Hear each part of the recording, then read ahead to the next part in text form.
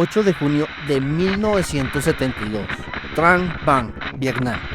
Una niña de 9 años corre por la carretera. Su piel quema como fuego vivo.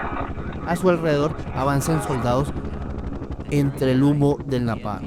Su grito de dolor se clava en la historia. Su imagen se convierte en un símbolo de horror de la guerra. Pero hay una pregunta que 50 años después sigue en el aire. ¿Quién capturó realmente esta fotografía? ¿Fue Nick Up, el fotógrafo de Associated Press, que ganó el premio Pulitzer? ¿O hay alguien olvidado en esta historia? Hoy desentrañaremos la verdad detrás de la niña de Napalm.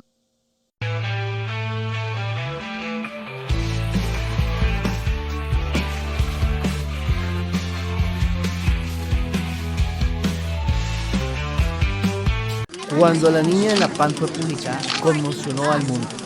Estados Unidos, dividido por la guerra, se enfrentó a una cruda realidad.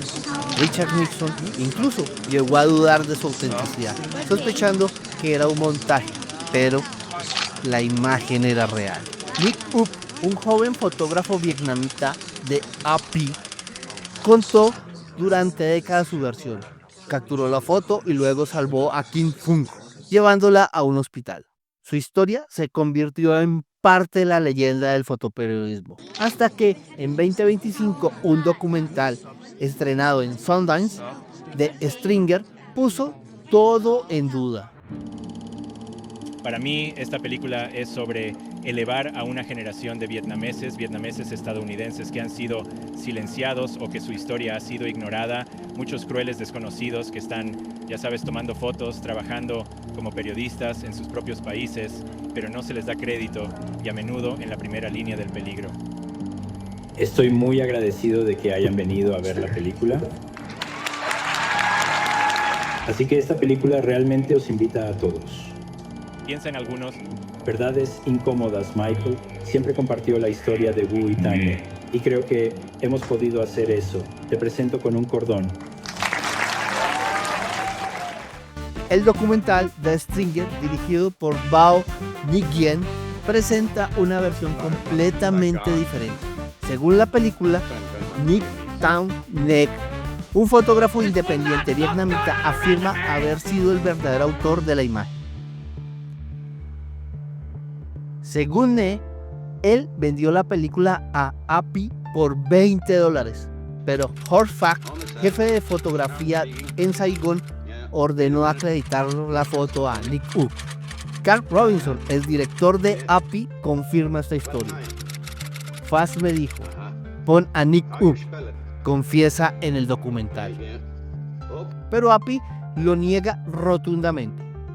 Luego de 6 meses de investigación, aseguran que no hay evidencia que desmienta la versión de Up.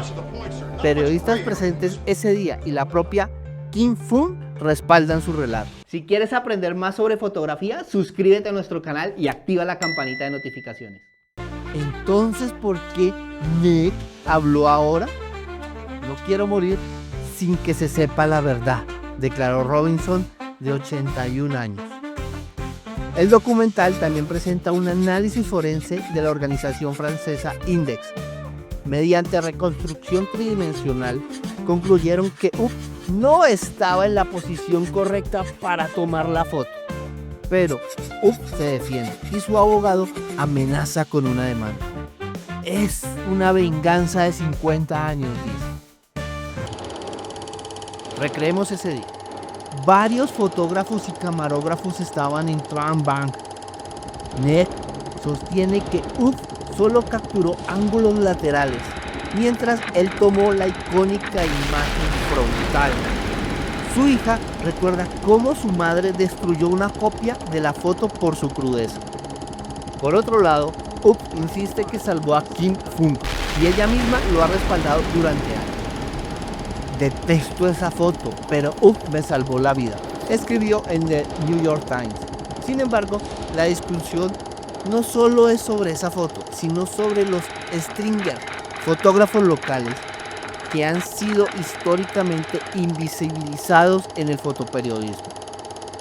Vietnamita Nick Up captó esta imagen. Hoy vuelve a Trang Bang, recuerda el ataque aéreo y la huida de la población y habla especialmente de Kim Phuc, la niña del napalm.